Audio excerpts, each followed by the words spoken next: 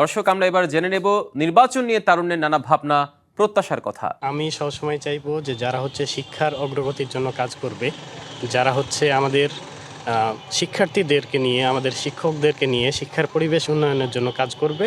আমাদের জেলার সীমান্তে বিভিন্ন ধরনের অপকর্মগুলো সংঘটিত হয়, এগুলা নিরসনে যারা কাজ করবে, আসন্ন সংসদ নির্বাচনে জাতীয় সংসদে পাঠাতে চাই।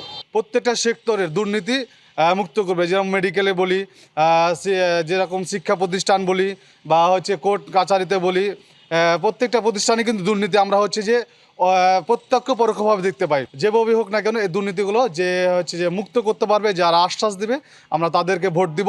আসন্ন নির্বাচনে এ ধরনেরই জনপ্রতিনিধি চাচ্ছি, যে নারীদেরকে বেশি প্রায়োরিটি দিবে। আমরা সব সময় নারীরা সমাজে অবহেলিত। পুরুষাসিত সমাজে আমি নারী হিসেবে যে সমাজে যেন নারীদের কর্মসংস্থান হয়, সেটা শুধু শিক্ষিত মেয়েদের হবে সেটা না, নিম্ন পর্যায়ে যারা আছে তাদেরও যেন হয়, তারাও যেন একটা কিছু কাজ করে তাদের পরিবার বা সমাজে কিছু অবদান রাখতে পারে। আমাদেরকে সুযোগ সুবিধা না করলে তো আমরা সামনের দিকে এগিয়ে যেতে পারবো না।